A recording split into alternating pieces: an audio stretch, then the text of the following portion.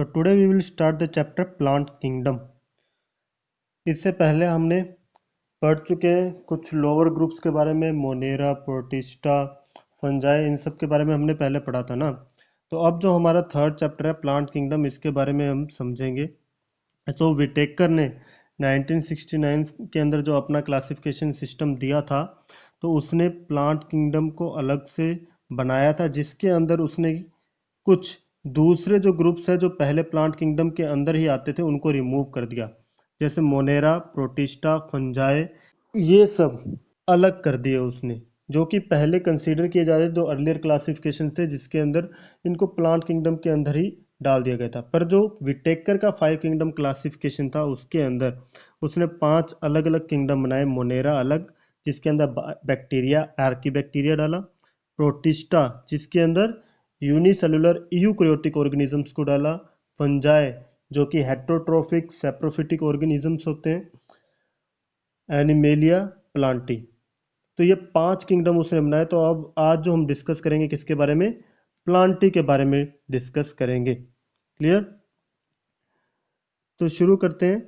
ये क्या बोल रहा है, तो स्टार्टिंग के अंदर ये यही बोल रहा है कि जो मेंबर्स थे, जैसे फंजाई हो गए, मोनेरा के कुछ मेंबर्स, प्रोटिस्टा के जिनके पास सेल वॉल थी, उन सबको प्लांटी से अलग कर दिया गया, जो आगे जो विटेकर की क्लासिफिकेशन है उसके अंदर है ना। तो ये मैं आपको बात पहले बता चुका। नेक्स्ट एक और चीज ये बोल रहा है, साइनोबैक्टीरिया। साइनोबैक्टीरिया को ब्लू ग्रीन एल्गी भी बोलते हैं, है ना, क्योंकि इसको पहले एल्गी के अंदर इंक्लूड किया गया था, पर अब इसको क्या है, मोनेरा के अंदर शिफ्ट कर दिया गया, जो अब जो क्लासिफिकेशन आई है। तो प्लांटी के अंदर तो मेनली हम किसके बारे में पढ़ते हैं, algae, bryophytes, pteridophytes, gymnosperm, angiosperm, इन 5 के बारे में पढ़ते हैं। पर इनको अलग अलग क्लासिफिकेशंस, इनका भी प्लांट किंगडम को अलग अलग तरीके से क्लासीफाई किया था अलग अलग साइंटिस्ट ने। तो कैसे कैसे क्लासीफाई किया था उसके बारे में भी हम जानेंगे। तो यहाँ पे जो ये मेनली पॉइंट मेंशन करा है, साइनोबैक्टीरिया, जिसको कि पहले एल्गी के अंदर कंसीडर किया जाता था, अब उसको मोनेरा के अंदर शिफ्ट कर दिया है। इसलिए हम मोनेरा के अंदर साइनोबैक्टीरिया की स्टडी करते हैं, ब्लू ग्रीन एल्गी जिसको कॉमनली बोला जाता है। ठीक है, और इजीली फाइंड भी कर सकते हो आप, है ना। तो अगर क्लासिफिकेशन की बात करें, तो जब जो स्टार्टिंग हुई थी क्लासिफिकेशन की, तो उस टाइम पे मेनली क्या चीज देख के क्लासिफाई किया जाता था, मॉर्फोलॉजिकल करेक्टर्स को। मॉर्फोलॉजिकल करेक्टर्स कौन से होते हैं, जो इजीली बाहर से ऑब्जर्व किए जा सकते हैं, बाहर से ही दिख जाते हैं। तो सबसे इजी मेथड था कि बाहर से करेक्टर्स को ऑब्जर्व करो और उसके बेस पे क्लासिफाई कर दो। तो बाहर के करेक्टर्स कौन से होते हैं, habit, colour, number, shape of lips, तो ये सबको देख के आप क्लासिफाई कर सकते हो। यहाँ पे हम प्लांट्स की बात कर रहे हैं, तो ये करेक्टर्स पे मेनली प्लांट्स के ही मेंशन है। ठीक है, they were based mainly on vegetative characters. ठीक है, तो रूट, स्टेम, लीफ, वो कैसी है उसके बेस पे। तो एक सिस्टम ऐसा ही लीनियस ने दिया था, कैरोलस लीनियस ने, जिसके अंदर उसने एंड्रोशियम, एंड्रोशियम मतलब क्या है, स्टेमन्स को कंसीडर किया था। तो स्टेमन्स किस तरह के हैं, कितने प्रेजेंट है, on the basis of स्टेमन Linnaeus ने क्लासिफाई किया था प्लांट किंगडम को। कितने में, 24 क्लासेस के अंदर क्लासिफाई किया था, ध्यान रखना है, 24 क्लासेस के अंदर क्लासिफाई किया था लीनियस ने। ठीक है, किसके बेस पे, स्टेमन के बेस पे। और ये जो सिस्टम था आर्टिफिशियल सिस्टम था। ठीक है, सिस्टम कैसा था, आर्टिफिशियल सिस्टम बोला जाता है इसको। क्यों, क्योंकि सिर्फ मॉर्फोलॉजिकल करेक्टर्स को ही कंसीडर कर रहा है, और सिर्फ एक या दो मॉर्फोलॉजिकल करेक्टर को कंसीडर कर रहा है। जो प्लांट्स के एक्चुअल जो सारे के सारे मॉर्फोलॉजिकल करेक्टर्स है, या फिर जो उसकी इंटरनल स्ट्रक्चर है, उसकी फिजियोलॉजी क्या है, इवोल्यूशनरी रिलेशनशिप क्या है, किसी को कंसीडर नहीं किया गया। सिर्फ एक या दो मॉर्फोलॉजिकल करेक्टर को कंसीडर करके ये सिस्टम बनाया गया था। तो इसलिए इसको क्या बोला, आर्टिफिशियल सिस्टम, है ना। तो इस आर्टिफिशियल सिस्टम के अंदर दिया क्या गया उसको ध्यान से समझना। तो ये क्या बोल रहा है, the artificial system gave equal weightage to vegetative and sexual characteristics. अब इसके अंदर सेक्सुअल करेक्टरिस्टिक्स को भी वेटेज दी गई, क्योंकि यहाँ पे हम बात कर रहे हैं स्टेमन और कार्पल की। ठीक है, वो क्या रिप्रोडक्टिव पार्ट्स है, तो इसका मतलब सेक्सुअल करेक्टरिस्टिक्स कैसे है उसको भी वेटेज दी गई है। पर फिर भी ये एक्सेप्टेबल नहीं है, क्योंकि जो वेजिटेटिव कैरेक्टर्स होते हैं, जो बाहर से दिखने वाले कैरेक्टर्स होते हैं, उनके ऊपर इन्वायरमेंट का डायरेक्ट इम्पैक्ट पड़ता है और वो मॉडिफाई या चेंज इजीली हो जाते हैं। ठीक है, क्योंकि वो ड्यूरिंग लाइफ टाइम जो है अपना कोई भी स्पीसीज है, प्लांट की है चाहे एनिमल की है, उसके ऊपर डायरेक्टली अफेक्ट करता है उसका इन्वायरमेंट। ठीक है, तो सिर्फ उसके ऑब्जर्वेशन से हम कोई भी क्लासिफिकेशन नहीं दे सकते। तो लीनियर्स की जो क्लासिफिकेशन थी उसके बारे में कुछ पॉइंट्स मैं आपको बता देता हूँ, तो आपको ध्यान रखने। तो लीनियर्स ने जो बोला था उसको समझो। तो यहाँ पे मैं मेंशन कर रहा हूँ, सबसे पहले अगर किसी फ्लावर के अंदर एक स्टेमन प्रेजेंट है, अगर किसी फ्लावर के अंदर सिर्फ एक स्टेमन प्रेजेंट है, तो उसको क्या नाम दिया उसने? मोनेंड्रिया। MONANDRIA।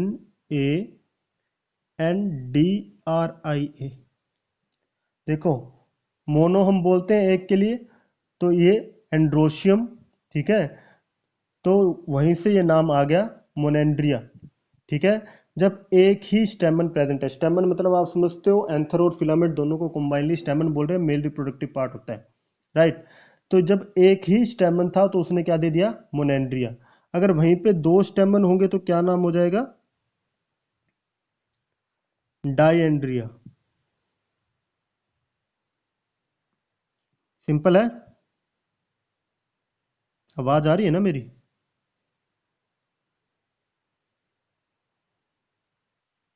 हाँ, फिर ठीक है।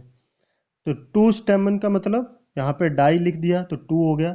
ट्राइएंड्रिया, तो इसी तरह से अगर ट्राइएंड्रिया बोल रहा हूं तो इसका मतलब क्या है?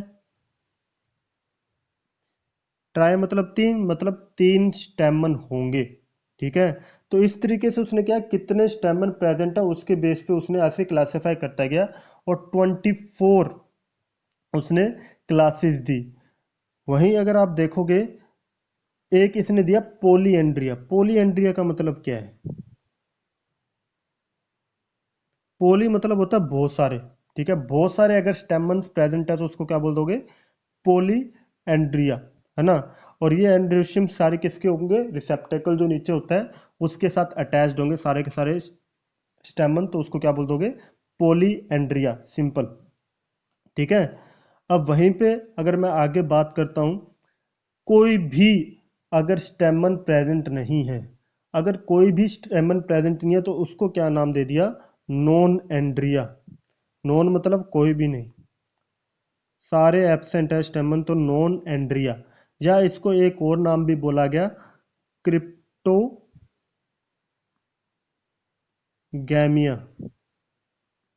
ठीक है, ध्यान रखना है नाम क्रिप्टोगैमिया, जब कोई भी स्टेमन प्रेजेंट नहीं है। ठीक है, समझ में आ गया। तो जितने भी नॉन फ्लावरिंग प्लांट्स थे, जैसे एल्गी है, फंजाई है, मोसिस है, फर्न्स है, इन सबको इसके अंदर ही ऐड किया गया। क्यों इसके अंदर ऐड किया गया? इसका सिंपल सा कारण क्या था कि इनके अंदर फ्लावर डेवलप नहीं होते, तो नॉन एंड्रिया क्रिप्टोगेमिया जिनके अंदर फ्लावर डेवलप नहीं होते। ठीक है, और जिनके अंदर हो रहे हैं उसके अकॉर्डिंग 1 2 3 4 उसके अकॉर्डिंग आगे उसके नाम देते गए। ठीक है, और जब बहुत सारे हो जाते हैं तो उसको क्या बोल दिया? पोली एंड्रिया। सिंपल है। और इसी तरह एक नाम दिया था, इको इकोसेंड्रिया। इसका क्या मतलब होता है? यहाँ पे क्या होता है, 20 या उससे ज्यादा स्टेमन्स है, पर वो स्टेमन जो है कैलिक्स के साथ अटैच्ड है। किसके साथ अटैच्ड है? कैलिक्स। कैलिक्स मतलब सेपल, सेपल के साथ अगर अटैच्ड है तो इसको क्या बोलते हैं? इकोसेंड्रिया। 20 से प्लस के अंदर अगर है तो इकोसेंड्रिया, जो स्टेमन कैलिक्स के साथ अटैच्ड होंगे। पोलीएंड्रिया के अंदर हम क्या बोल रहे थे? स्टेमन किसके साथ थे? रिसेप्टेकल के साथ अटैच थे। तो ये चीज ध्यान रखनी है, पोलीएंड्रिया और इकोसेंड्रिया, इसलिए मैंने आपको इकोसेंड्रिया के बारे में यहाँ पे बताया। तो नेक्स्ट जो सिस्टम आता है, नेचुरल क्लासिफिकेशन सिस्टम। तो ये नेचुरल सिस्टम ऑफ क्लासिफिकेशन आपको क्या बताता है? तो ये नेचुरल एफिनिटीज के ऊपर होगा, कि ऑर्गेनिज्म की नेचुरल एफिनिटीज कैसी है, उसके बेस के ऊपर ये क्लासिफिकेशन कर रहे हैं।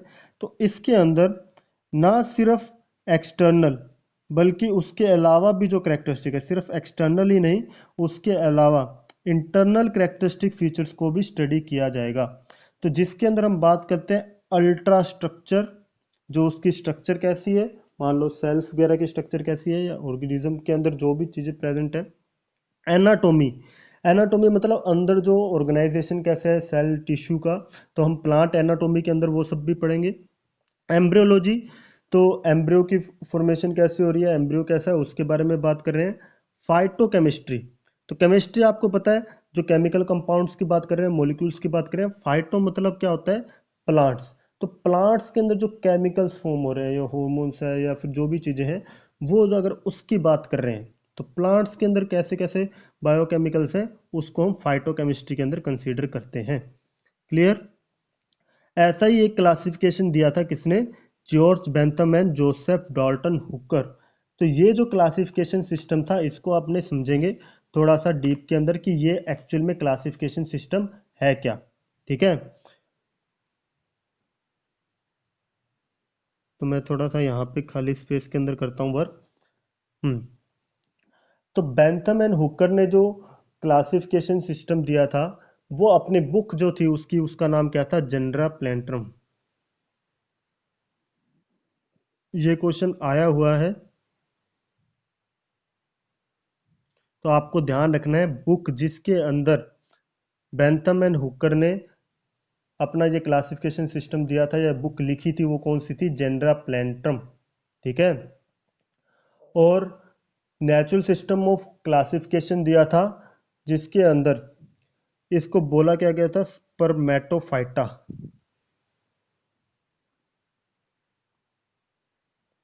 स्पर्मेटोफाइटा। तो ये क्लासिफिकेशन सिस्टम किसका था, स्पर्मेटोफाइटा का। तो ये डिवीजन क्या है, स्पर्मेटोफाइटा। आपको अगर याद हो, तो हम दो चीज बात करते थे, फाइलम और डिवीजन, किंगडम के अंदर। तो अगर फाइलम वर्ड हम यूज करें तो वो एनिमल्स के लिए यूज करते थे, और डिवीजन वर्ड प्लांट्स के लिए। तो स्पर्मेटोफाइटा डिवीजन जो है, उसको उसने आगे क्लासिफाई किया 3 क्लासेस के अंदर। और वो 3 क्लासेस कौन कौन सी थी, याद है, डाइकोटिलिडन, जिम्नोस्पर्म और मोनोकोटिलिडन। तीन कौन कौन सी है, डाइकोटिलिडन सिंपल, जिम्नोस्पर्म और मोनोकोटिलिडन। और ये आपने पहले भी इनके बारे में थोड़ा सा 9th क्लास के अंदर पढ़ा था, ये क्या होते हैं।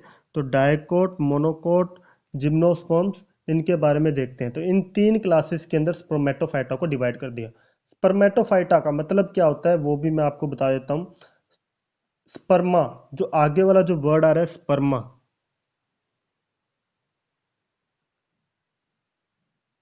ये स्पर्मा वर्ड का मतलब क्या होता है, सीड।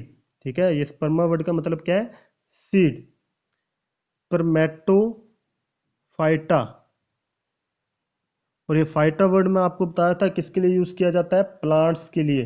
तो सिंपल सी बात है, जो सीडेड प्लांट्स हैं हम उसकी बात कर रहे हैं यहाँ पे। उसको 3 क्लासेस में डिवाइड कर दिया, डायकोट, जिम्नोस्पर्म्स और मोनोकोट के अंदर। डायकोट के अंदर 165 फैमिलीज आती है। क्लियर।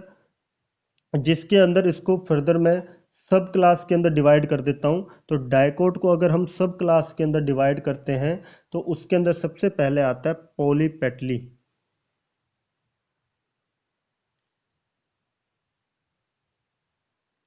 पॉलीपेटली, पेटल्स आपको पता है क्या होते हैं, पेटल्स, जिसको क्रोला भी बोला जाता है, जो कलर्ड पार्ट होता है फ्लावर्स का, उसकी बात कर रहे हैं।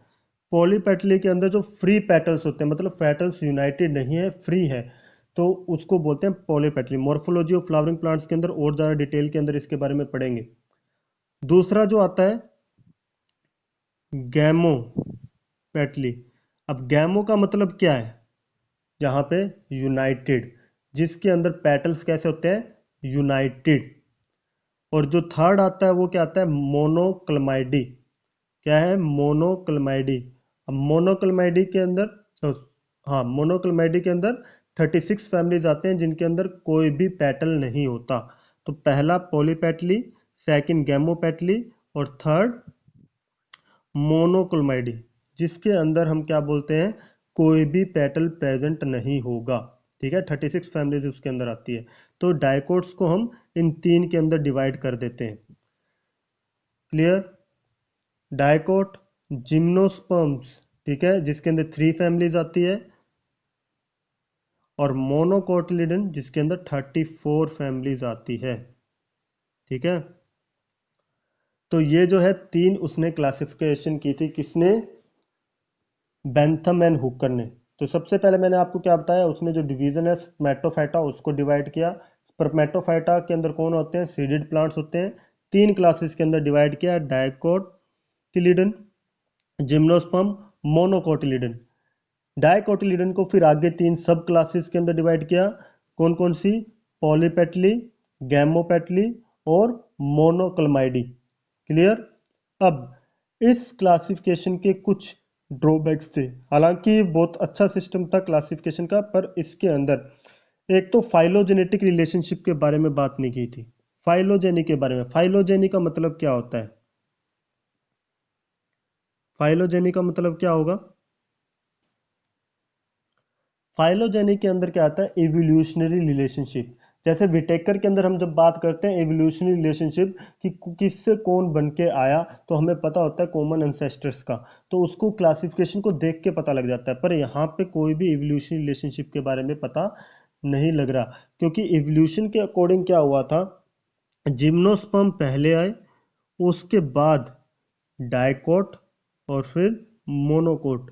इस तरीके से क्लासिफिकेशन हुआ है विटेकर के अकॉर्डिंग। जो क्लासिफिकेशन सिस्टम है फाइलोजेनेटिक, जब स्टडी करते हैं तो इस तरीके से है, जिम्नोस्पर्म, डाइकोट, फिर मोनोकोट। पर जो बेंथम एंड हुकर का क्लासिफिकेशन है उसके अंदर उसने क्या किया था, जिम्नोस्पर्म को डाइकोट और मोनोकोट के बीच में उसने रखा था। तो इसका मतलब क्या है, फाइलोजेनेटिक रिलेशनशिप को ये फॉलो नहीं करता। सबसे बड़ा ड्रॉबैक या demerit Bentham and Hooker classification का यही था। क्लियर?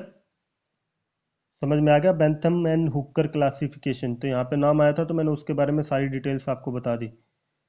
डाइकोट और मोनोकोट, इन दोनों को कंबाइनली हम किसके अंदर स्टडी करते हैं, एंजियोस्पर्म्स के अंदर। ठीक है, तो एंजियोस्पर्म्स जो आते हैं उसके अंदर सारे के सारे ये क्या आते हैं, डाइकोट प्लस मोनोकोट। तो एंजियोस्पर्म्स को क्लासीफाई करते हैं डाइकोट मोनोकोट के अंदर, जो हमारा विटेकर का क्लासिफिकेशन है उसके अंदर। तो नेक्स्ट पॉइंट क्या कवर कर रही है एनसीईआरटी, वो देखो। एनसीईआरटी क्या बोल रही है, phylogenetic classification system. Phylogenetic classification system क्या है, phylogenetic classification system based on evolutionary relationship. किस तरीके से इवोल्यूशन हुआ है उसके ऊपर डिपेंड कर रहा है phylogenetic relationship between the various organisms.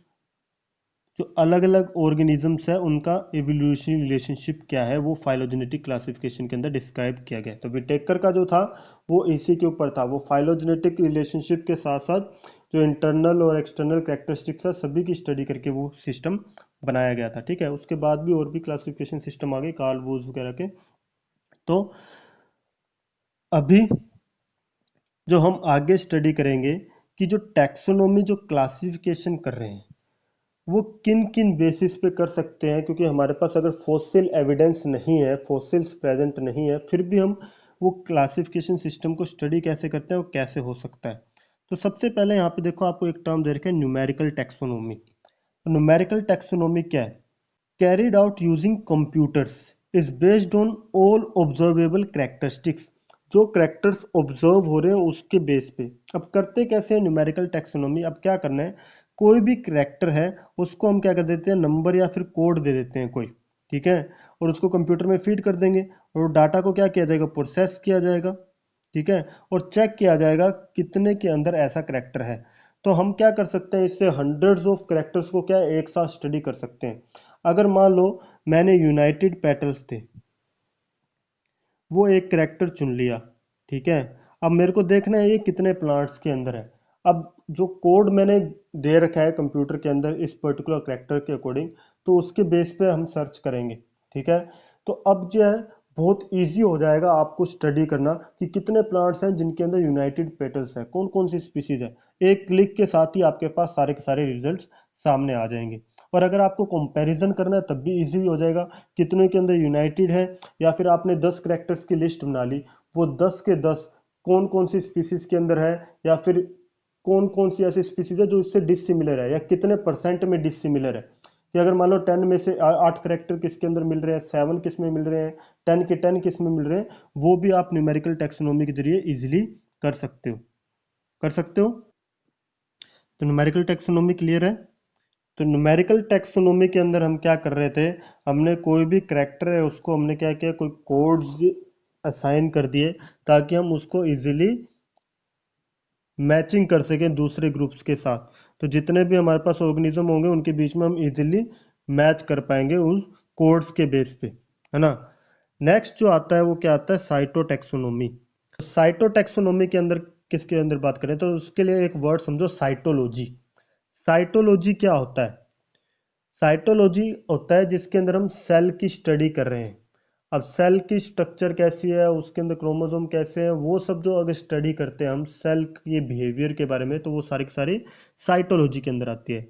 और अगर साइटोटैक्सोनॉमी की अगर बात करेंगे तो उसके अंदर क्या आ जाएगा, साइटोलॉजिकल इंफॉर्मेशन, जैसे उसके अंदर क्रोमोसोम नंबर कैसा है, स्ट्रक्चर कैसी है, उसकी बिहेवियर कैसा है। तो जो सेल के जो फीचर्स है उसके बेस पे हम उसका ग्रुप्स डिसाइड करेंगे, उसका टैक्सोन बनाएंगे, तो उसको क्या बोल देंगे, साइटोटैक्सोनॉमी। सिंपल। इसी तरीके से एक होती है कैरियोटैक्सोनॉमी। कैरियो का मतलब क्या होता है, न्यूक्लियस। तो न्यूक्लियस के अंदर किस तरीके से है स्ट्रक्चर्स वगैरह, जो न्यूक्लियस के अंदर क्या होती है, क्रोमोसोम। तो क्रोमोसोम्स किस तरीके के है, क्रोमोसोम का बिहेवियर कैसा है, तो क्रोमोसोम की जब स्टडी करते हैं तो उसको हम मेनली बोल सकते हैं कैरियोटैक्सोनॉमी। तो साइटोटैक्सोनॉमी के अंदर ही आ गया कैरियोटैक्सोनॉमी, ठीक है। नेक्स्ट जो ब्रांच बोल रहे हैं क्या है, कीमोटैक्सोनॉमी। कीमो मतलब आपको पता है क्या है, केमिकल्स की बात कर रहे हैं तो केमिकल कॉन्स्टिट्यूएंट क्या प्रेजेंट है। टैक्सोनॉमी मतलब वही ग्रुप्स के अंदर डिवीजन कर देना। तो केमिकल कॉन्स्टिट्यूएंट जो है प्लांट्स का, उसको यूज करके हम क्या कर रहे हैं, टैक्सोनॉमी या उसका जो ग्रुप्स है वो डिसाइड कर रहे हैं, है ना। तो ग्रुप्स फॉर्म कर रहे हैं किसके बेस पे, केमिकल कॉन्स्टिट्यूएंट के बेस पे। तो उसको क्या बोला, कीमोटैक्सोनॉमी। बहुत ही सिंपल है, क्लियर। अभी जो है आगे जो आगे आता है, हम अलग अलग जो इसके डिविजन्स हैं उनकी स्टडी करेंगे। तो जिसके अंदर सबसे पहले जो आ रहा है वो क्या है, एल्गी।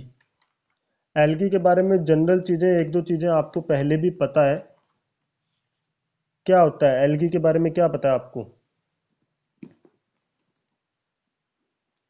एक तो सबसे पहले आपको पता है फोटोसिंथेटिक होते हैं। फोटोसिंथेटिक का मतलब क्या है, अपना खाना खुद बना सकते हैं। तो इसका मतलब क्या है, क्लोरोफिल उसके अंदर अगर प्रेजेंट है, क्लोरोफिल उसके अंदर प्रेजेंट है, तो इसका मतलब क्या है, अपना खाना खुद बना सकते हैं, तो ऑटोट्रोफिक होते हैं। सिंपल बॉडी होती है, थैलर्ड होते हैं। थैलर्ड मतलब लीफ लाइक स्ट्रक्चर होगी, या फिर ऐसा बोल सकते हो जिसके अंदर true root stem leaf present नहीं होती। True root stem leaf present नहीं होगी तो उसको आप क्या बोल सकते हो, थैलॉइड स्ट्रक्चर, ठीक है। ऑटोट्रोफिक बता दिया आपको, अपना खाना खुद बना सकते हैं। लार्जली एक्वेटिक होते हैं, जो कि फ्रेश वाटर और मेराइन दोनों के अंदर मिल जाते हैं। वैरायटी ऑफ हैबिटेट्स के अंदर मिलते हैं, मोस्ट स्टोन्स के ऊपर, सोयल वुड तो कई जगह पे मिल जाते हैं। और इसके अलावा दूसरे ऑर्गेनिज्म के साथ एसोसिएशन में भी मिल जाते हैं, जैसे फंजाई के साथ एसोसिएट करते हैं तो लाइकन्स की फॉर्मेशन होती है। इसी तरीके से एनिमल्स के साथ भी एसोसिएशन में रह सकते हैं, जैसे एग्जांपल है स्लोथ बियर, है ना। हायर। तो आपको ये चीज़ ध्यान रखनी है कि वो एसोसिएशन के अंदर अगर फंजाई के अंदर रह रहे हैं तब वो क्या रोल प्ले करते हैं। तो एल्गी क्या करता है, खाना बना के देता है फंजाई को, और फंजाई बदले में उसको शेल्टर देता है, और मिनरल्स फॉस्फोरस वगैरह वो एब्जॉर्ब करके देता है ना। वाटर एब्जॉर्ब करके देगा एल्गी को। तो दोनों के अंदर क्या होता है, म्यूचुअलिस्टिक रिलेशनशिप, जो आप बोलते हो सिम्बायोटिक रिलेशनशिप, दोनों के अंदर देखने को मिलता है इस कंडीशन के अंदर, है ना।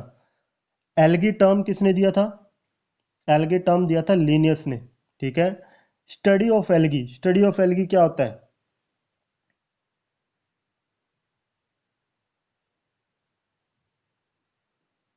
फाइकोलॉजी। स्टडी ऑफ फंजाई क्या होता है, माइकोलॉजी। और स्टडी ऑफ एल्गी को क्या बोलते हैं, फाइकोलॉजी, ध्यान रखना, ठीक है। एल्गी के बारे में आपने और भी पढ़ा है। एल्गी की जो सेल वॉल होती है वो किसकी बनी होती है? सेलुलोज की बनी होती है, या फिर आप बोलते हैं सेलुलोज एंड पैक्टिन की बनी हुई है ना। तो एल्गी ऐसे ऑर्गेनिज्म है जिसके अंदर सेल वॉल प्रेजेंट होती है, क्योंकि जितने भी प्लांट्स हैं सभी के अंदर सेल वॉल होती है, और वो मेनली किसकी बनी होती है? सेलुलोज की, राइट। सेलुलोज क्या होता है? प्रोटीन है, कार्बोहाइड्रेट है, विटामिन है, क्या चीज़ है सेलुलोज?